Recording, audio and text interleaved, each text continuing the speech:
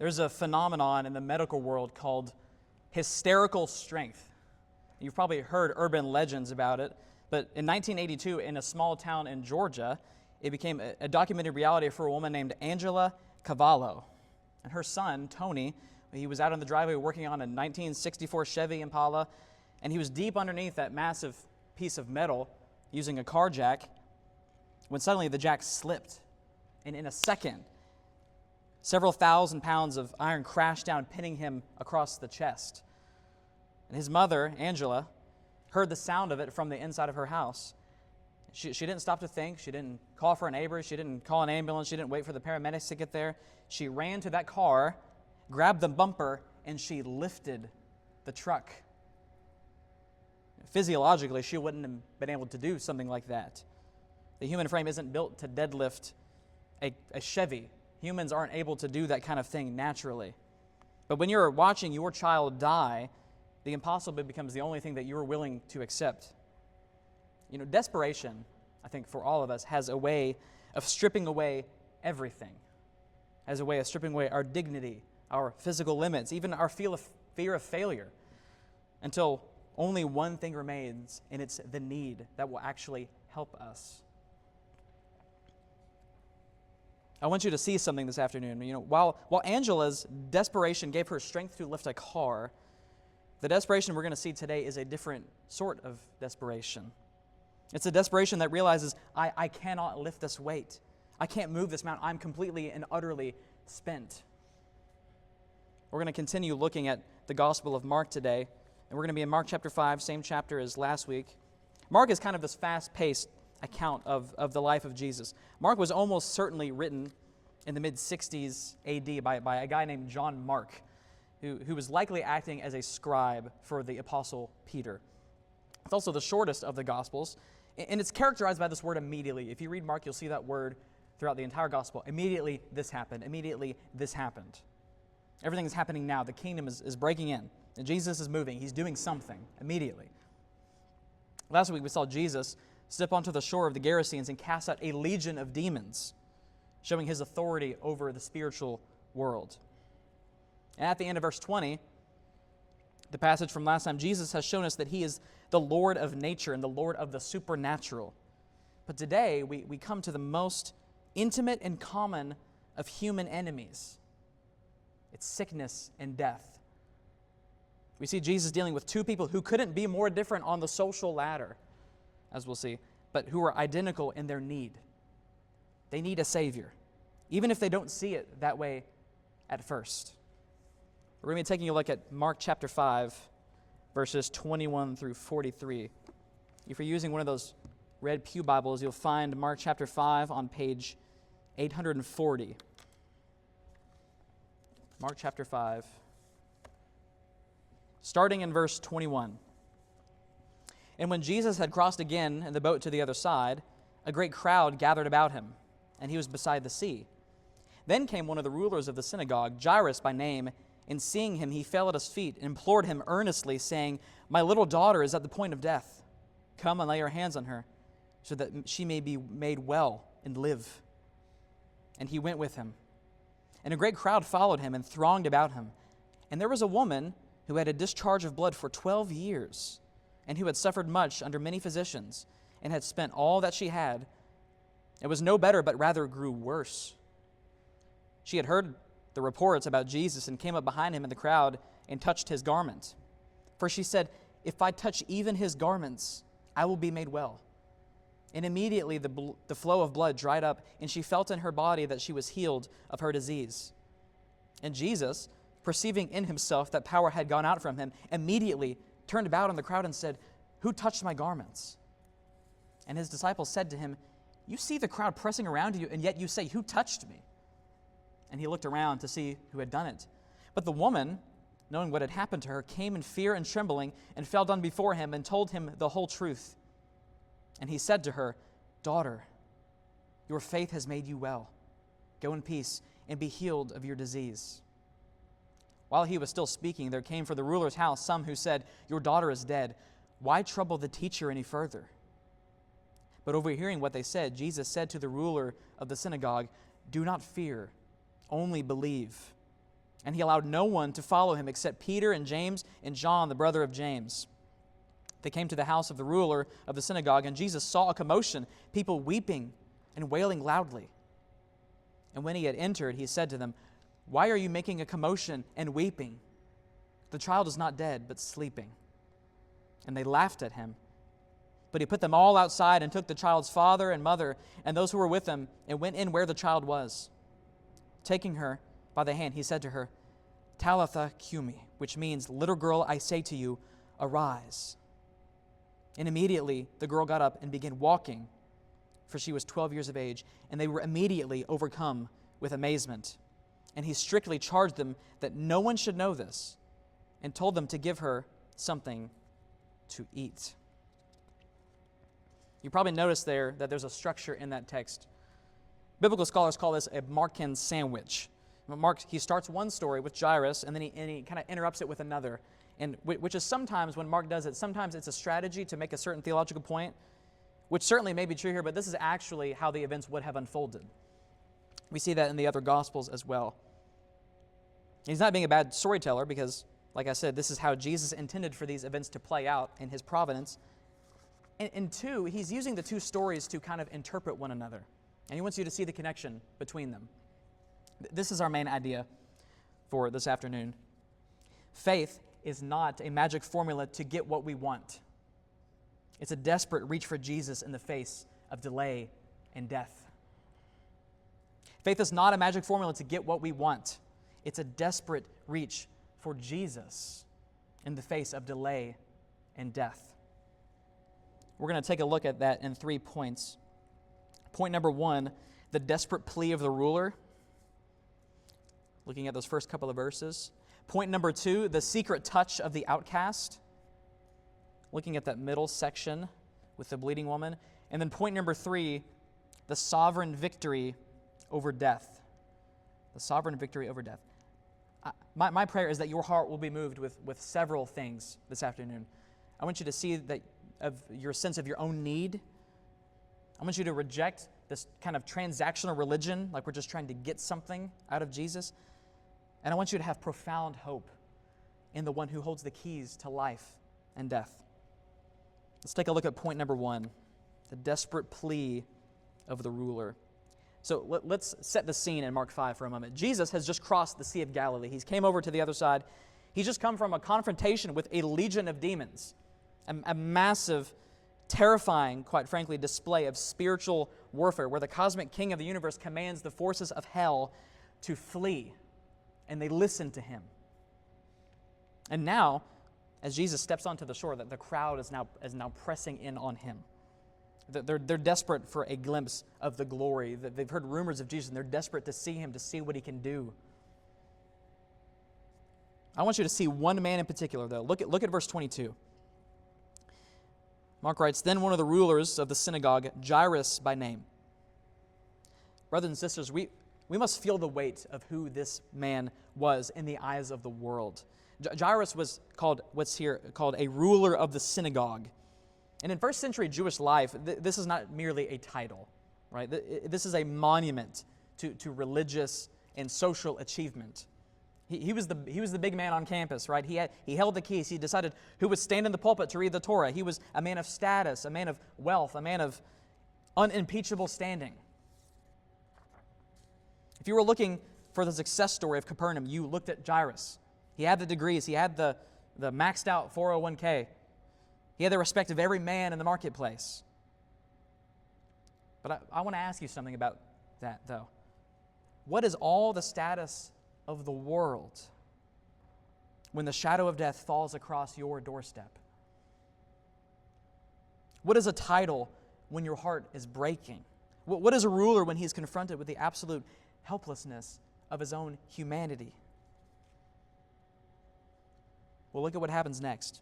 Verse 22 says, "In seeing him," Jairus seeing Jesus, "he fell at his feet."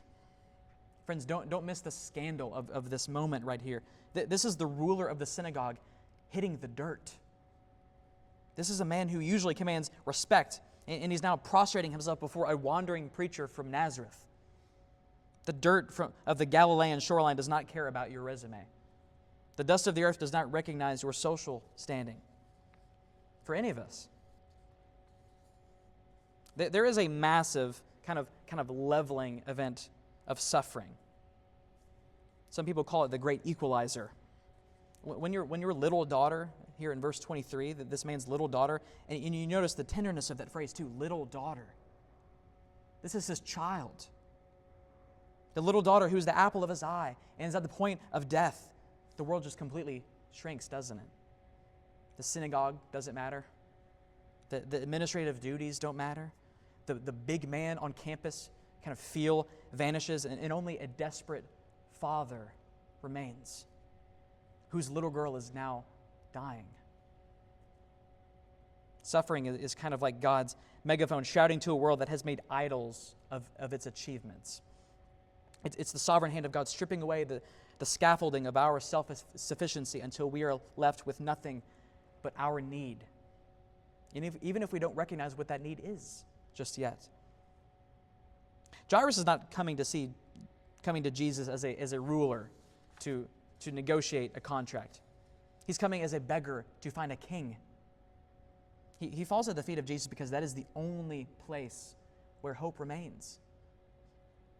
You know, there's no status in the ICU. There's no rank or social order at the funeral home. There's only the desperate soul and a God who is sovereign over those things. Notice the plea that Jairus pleads Jesus with in verse 23. He says, "My little daughter is at the point of death. Come and lay your hands on her so that she may be made well and live." So Jairus here, he has faith. Make no mistake. He believes Jesus has the power to snatch his daughter from the jaws of the grave.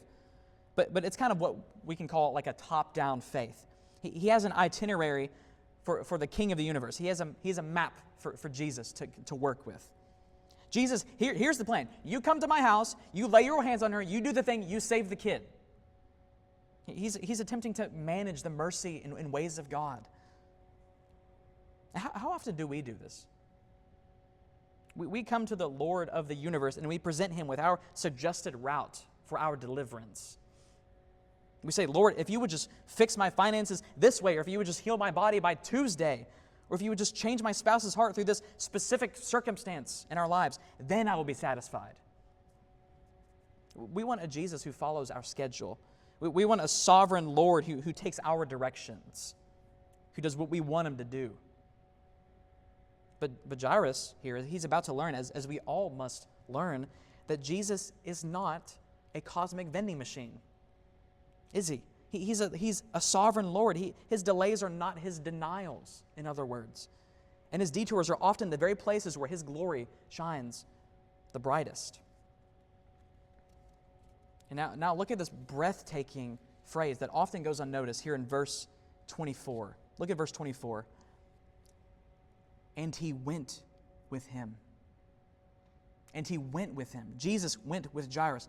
Pause there for a moment. I want you to think about that phrase, and he went with him. Jesus, the one through whom and all things were made, the one who sustains the galaxies by the word of his power, the one who just moments ago silenced a legion of demons with a single command, Jesus went with Jairus. That Jesus went with Jairus. Now what am I getting at here? Well, I think we can all often harbor this very subtle but demonic lie in our hearts that God is just too busy for us. We think that the King of the universe is occupied with the big things, right? There's all these global wars going on. There's the planet is constantly spinning. There's the movement in history of all events unfolding throughout time. And that our small problems are just an annoyance to him. We think that our broken hearts are a distraction from his real work. But friends, what a small view of God that is. The greatness of God is not seen merely in his ability to govern the stars. It's seen in his ability to stop for a local dad who is completely heartbroken. His majesty is not diminished by his mercy, it's displayed by it. Jesus here, he's fresh off the battlefield with the supernatural, right? He's surrounded by a pressing, suffocating crowd. He has every important reason to keep moving, after all. But when a father hits the dirt in desperation, in humble desperation, the heart of God responds. Jesus allows himself to be interrupted here. Why? Why is that? Why does Jesus do that? Because he does it again. Here, in just a few verses, he allows himself to be interrupted again. Why does he do that? Well, friends, here's the thing. With God, there are no interruptions, only appointments. He went with Jairus not because he was pressured by the man's status. That's certainly not true, is it? But because he was moved by the man's misery. He went with him because he intended to show Jairus and to show us that he is the Lord of life, which we'll get to more later. The ruler thought he was bringing Jesus to save his daughter, right? But he didn't realize that Jesus was bringing him into a deeper encounter with the glory of God. Jairus wanted a doctor, and Jesus wanted to reveal himself as the resurrection, as the one who can give life, as the one who commands the grave. Brothers and sisters, if you are at the point of death today, if your hope is expiring, if your little daughter or whatever treasure it is in your life is slipping away, I have 3 quick things for you. Number 1, the dirt at his feet, the dirt at Jesus' feet is the safest place on earth. Don't fear the leveling effect of your suffering, right? Suffering is the great equalizer. Don't fear that, friends. God is stripping away what is temporary so you can cling to what is eternal, so you can cling to him and trust. Number 2, your itinerary is not his obligation. He may not come the way you asked. He might not do exactly what you want him to do in the specific series of events that you want him to do it. He may not lay his hands on the situation according to your schedule. And that's okay. Because the third thing is that he is willing to go with you. The King of the universe is not too busy for your tears, friends. He's not indifferent to your desperation. There's a quote from Charles Spurgeon. He said, "My friend, when grief presses you to the dust, worship there." Now that's something, isn't it? When grief presses you to the dust, worship there. So friends, look to Jesus. See his willingness to walk in the house of mourning. See his heart for the broken, for broken people like us. And know that he is not just a miracle worker for a ruler in Capernaum. He is the treasure of the universe for all who fall at his feet and cry, "Lord, I have no hope but in you." He's sovereign, he's merciful, and he's here. That brings us to point number 2, the next phase of the story, the secret touch of the outcast. Point number 2, the secret touch of the outcast. So we've just seen Jairus, the man of status, the man who had every social right, the man of the keys, prostrate in the dirt. We just saw Jairus do that. Jesus had agreed, he's agreed to go with them. And the mission is very clear, right? The clock is ticking now, isn't it? Because he said, "My daughter is dying." Every second that passes is a second closer to that little girl's last breath. And then Mark gives us what theologians call a sandwich. He interrupts the story, which is what happens, and he tells us the story of the dying girl with the story. He interrupts it with someone who's alive. And as we said earlier, this also just shows how the events unfolded in God's providence. And the crowd here throngs Jesus. That's a really interesting word. We don't really use that word. If I'm in a big crowd, if I'm going through the mall, I'm not going to say there were people thronging about me. That's just not how people speak. But that word is just implying this kind of suffocating, bone-crushing pressure. And then here we encounter a woman who has been dead to society while her heart was still beating. Look at the bleakness of verses 25 and 20. Just look at verses 25 and 26 and just notice some of the details. Verses 25 and 26. Mark is relentless with the details. He just keeps stacking them. Look at the duration of this woman's disease. It's 12 years. 12 years she has lived in a state of physical and ritual decay. That's a long time. And then look at her condition as well. It's a constant discharge of blood. And according to Levitical law, this wasn't just a medical crisis, was it? It's a complete religious catastrophe. This is a mess.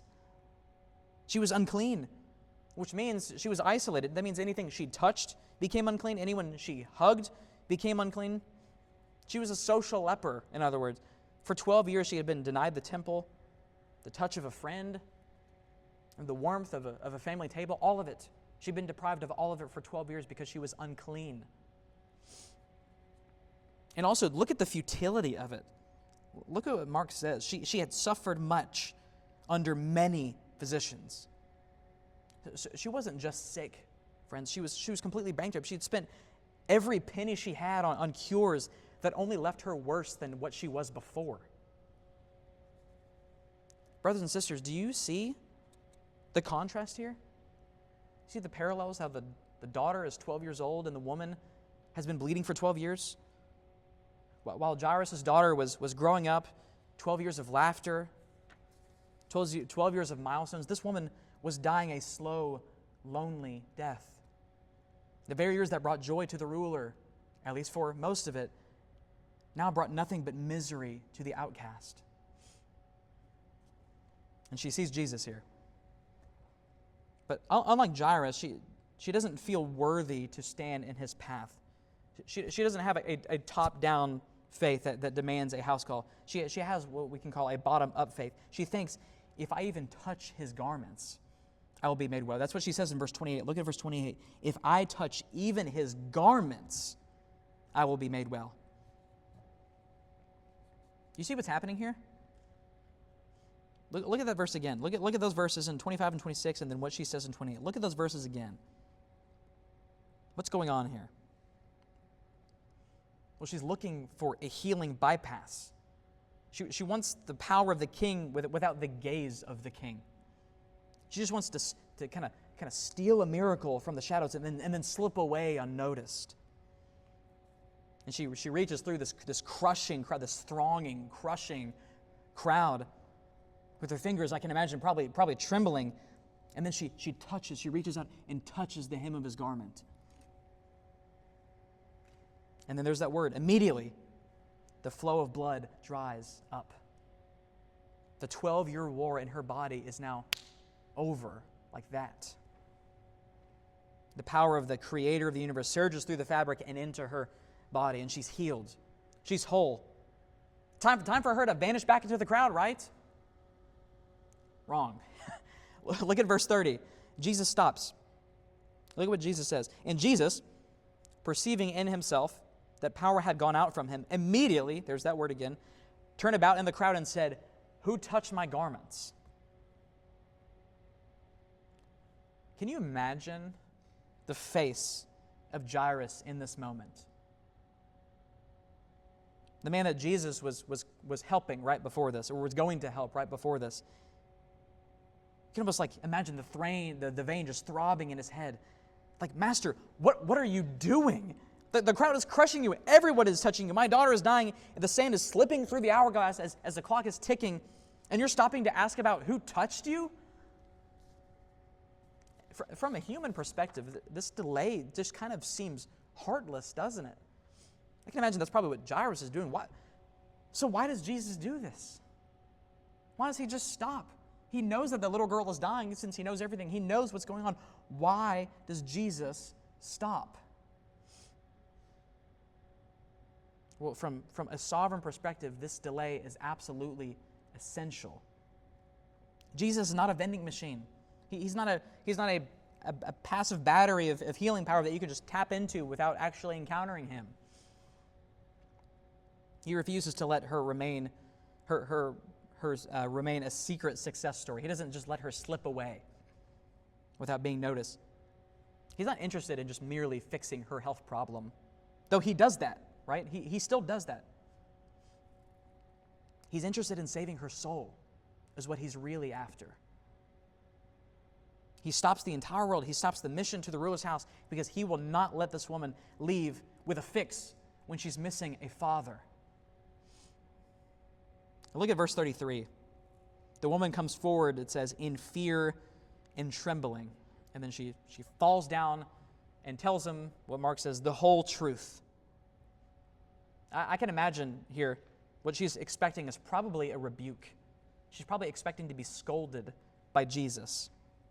She expects to be told that she has made the teacher unclean by her touch.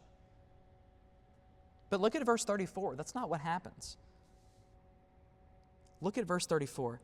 Jesus says to her, daughter, your faith has made you well. Go in peace. Friends, don't miss that word daughter right there. This is the only time in the entire four Gospels that Jesus addresses a woman as daughter. 12 years ago, 12 years before this, she lost her place in her biological family. 12 years she was an outsider, a thing to be avoided. And in one sovereign moment, Jesus restores her identity. He doesn't just give her health.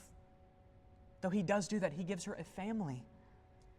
He doesn't just give her a cure, he gives her peace. He gives her more than she ever dared to ask for. He made her a visible child of the King of the universe. And that's a beautiful thing. Now, what does that mean for you and I today? Well, friends, there is a lie that we all sometimes believe. A dark, soul-crushing lie from the pit of hell that says you must clean yourself up before you can approach the King. You think, I need to get my addictions under control. I need to fix my marriage. I need to scrub the filth off my secret sins and get my secret sins scrubbed off of my hands before I can talk to God or serve Him. But friend, if that's what you think, then you don't know this King. This isn't a king who's afraid of your filthiness. This isn't a king who looks at your uncleanness and says, get away. No. This is one who seeks the touch of the outcast, those who are filthy. He's the king with scars in his hands and his feet. He's not afraid of your dirt, friends. People think they just need to scrub and scrub and scrub before they can go into the king's throne room. But that's not how it turned out, did it? The king has come out to the dirty and to the filthy. And that's a really, really good thing too, friends, because that's where I am and it's where you are too. If there's anyone here today who feels invisible, listen to me. Jesus sees the touch of faith in the middle of the crowd. God sees those. Maybe you feel bankrupt. Maybe if you're spiritually bankrupt, you're just totally empty. Well, friends, Jesus offers a wealth that physicians can't possibly provide you. And that's a glorious, glorious thing for you and I. If you feel unclean today, if you feel like your sin is just weighing you down and you just feel gross and filthy because of your sin, friends, to you, Jesus offers the name of daughter or son. If you bring your filthiness to Him in faith and say, Lord, I know that I can't clean myself up, but I know that you can. Through your life, death, and resurrection, I know that you can make me clean. Friends, don't try and fix your stuff before you find Jesus. Bring the filth to the fountain of living water. Fall down in fear and trembling and tell Him the whole truth. He won't be surprised by your mess. Right? He's not going to recoil when you bring your uncleanness to Him. He's not going to be contaminated by your past, no matter how filthy it is. He's the light that swallows the darkness. He's the life that swallows death. So go to Him, friends. Touch the hem of His garment by faith and listen for the voice of the sovereign Savior saying, go in peace. You are mine, my son or my daughter. That brings us to point number 3, the sovereign victory over death. Point number 3, the sovereign victory over death. So look at verse 35 here. So while Jesus is still speaking, while the woman is probably still weeping for joy, I can imagine, and the crowd is still probably buzzing with the miracle of the hymn, the messengers arrive from Jairus' house. And they bring the words that every parent fears more than hell itself. They say, your daughter is dead. Why trouble the teacher any further? I want you to feel the weight of those words. your daughter is dead. Why trouble the teacher any further?" The delay caused by the woman has now cost this girl her life. If Jesus hadn't stopped, if he hadn't searched the crowd, if he hadn't insisted on a conversation, maybe she would still be breathing. Those are probably things that Jairus is probably thinking. To the world looks at this and says that this is just a tragedy of timing. But friends, there are no accidents in the itinerary of the Son of God. Jesus did not accidentally let the clock run out. He was not distracted. He was demonstrating a massive sovereign truth, and it's that the extremity of man is the opportunity for the glory of God. He allowed the situation to move from critical to completely impossible so that his victory would be absolute. Look at verse 36. We kind of see Jesus' reaction to this news.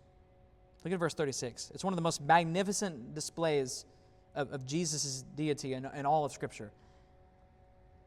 Mark says, "But overhearing what they said, Jesus said to the ruler of the synagogue, 'Do not fear, only believe.'" Mark says he overheard. That's the word that Mark uses. And some translations say that he ignored the report. So why did he do that? Regardless, why did he do that? Well, he ignored it because death no longer has authority in his presence. He looks at the shattered father. He looks at a father whose world has just collapsed into 1,000 pieces, and he issues a command that is impossible to obey apart from the grave. Do not fear. Christian, listen to me. When the report comes back terminal, when the marriage is over, when the daughter is dead, the King of the universe stands over the wreckage and says, "Do not let the finality of the grave dictate the boundaries of your faith." He's calling Jairus, and he's calling you and me to look past the report of the world and look into the face of the one who holds the keys of death and Hades, Jesus. Then they arrive at the house, and it is just, you can really call it a circus of despair. You have the professional mourners are there. They're probably wailing. The flutes are probably playing the dirges of the damned. The wailing is loud and it's ritualistic. It is just a madhouse in here. It's the culture of death in full bloom. And then Jesus walks into this room of shadows. The shadow of death is probably cast over this place. And then he says what seems to be the most offensive and unrealistic thing possible. Look at what he says in verse 39. Look at verse 39. "Why are you making a commotion and weeping? The child is not dead, but sleeping." And what's their response? What is the response to that in the text? Look at it. What do? They laugh at Jesus. They laugh at him. I don't think they were trying to be mean, probably. They're just probably being realistic. It's probably what was happening. They knew what a corpse looked like. They'd seen death 1,000 times. People back then were more familiar with death than we are today. A lot of people today try to ignore it. But they knew death. They had felt the coldness of the skin. They felt the absence of the breath. And to them, probably at this point, that Jesus to them is either a fanatic or just a complete fool. You see the irony here, though? The irony is that the realists, these people who were laughing, were the ones living in a dream. And the one who they probably thought was a lunatic was the only one who saw reality the way it actually is. Isn't that interesting? To the creator of the human soul, to Jesus, death is nothing more than a nap from which he can awaken anyone he chooses, just like that. The world sees a permanent end when they are faced with death. Jesus sees a temporary slumber. The laughter of the world, friends, is like the background music to the miracles of God. The world is just going to keep on laughing. Now look at the intimacy of the miracle, too. Jesus has the room cleared. He's not going to perform for mockers. He clears them out. He gets them out of there. He takes the parents and his inner circle, these couple of disciples, into the chamber. And he approaches the bed. And I can imagine everyone's probably watching him walk up to the bed, wondering what he's going to do or what he's going to say. Think back for a moment to the woman with the flow of blood. Think about that for a moment. According to the law, when she touched Jesus, that woman from earlier, he should have become Jesus, ritually unclean. But instead, his holiness swallowed her uncleanness. And then Jesus does that same thing again. He reaches out and takes the hand of a corpse, which would have done the same thing. It would have made him ritually unclean to just touch a corpse like that. According to Leviticus, touching a dead body made you profoundly unclean. But friends, what's different here is that when life touches death, it is not life that dies. It is death that flees. Jesus does not become deadly by touching her. She becomes alive by touching him. He looks at the little girl and speaks in Aramaic, the language of the home, the language of the breakfast table. And he says this phrase, which just means, "Little girl, I say to you, arise." It's the most tender command in history, I think, or one of them at least. It's what a mother would say to a child on a sunny Tuesday morning to wake up for school. Honey, it's time to get up. It's so tender and sweet. And immediately, there's that word again, not eventually, not after a period of recovery, none of that, but immediately the girl got up and began walking there in verse 42. Look at verse 42. She just gets up and starts walking. 12 years of life, which had been snuffed out, were restored in a heartbeat. So why did Jesus do this? Really, why did Jesus raise this dead girl? Was it just to be nice to the local ruler? Was it just to show off what he can do? No. I don't think it's any of those things. I think he did this to prove that he is the resurrection and the life. He did this to show us that for those who are found in him, the grave has lost its sting and death has lost its permanence. Jesus is showing us that he is so massive, so sovereign, so infinitely powerful that the greatest enemy of the human race for all of history, the great divider, the king of terrors, death, is to him nothing more than a child's nap. Christian, look at your Savior here. He's the king who is willing to be interrupted by your pain. He's the king who is not afraid of your uncleanness or of your filth. He's the king who stands at the edge of the grave and commands life to come forth. And that's what he's done for you if you're a Christian. If you're walking through some delay today, maybe there are things in life that are taking some time. If you feel like Jesus has arrived too late for your situation, too late to help you out of whatever muck you might be in, look at Mark chapter 5. Look at Jesus here in Mark chapter 5. And don't fear, but only believe, just like what he tells them. The laughter of the mockers will soon be silenced by the shout of the Savior. He's not just a teacher. He's not just a good moral instructor. He is the treasure. And he's not just the healer either. He is the Lord. Death could not hold this girl here in this passage because the Prince of Life was in the room. And one day he will speak that same command over every grave of his people, and we shall arise to behold his glory forever.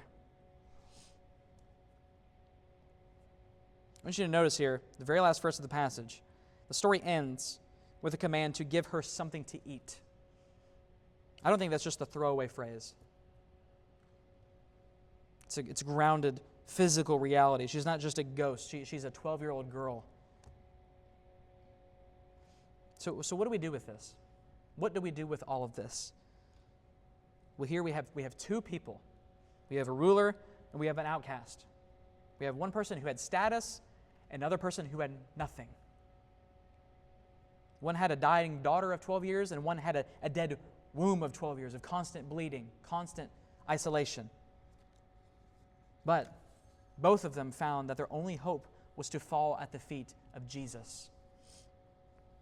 Maybe you feel like Jairus today. Maybe you feel like you had a plan for your life, but death or failure or whatever it might be has interrupted it. Or maybe you feel like the woman. Maybe you feel exhausted. You feel unclean. You feel like you're constantly hiding in the crowd. Well, Jesus' word to both of them is the same. Do not fear, only believe. Not believe in your own strength, or believe that everything will turn out exactly as you planned, but believe in the one who can stop the clock, the one who can heal the soul and wake the dead. He is the covenant Lord who hears the cry of broken friends, and we can trust him. Let's pray.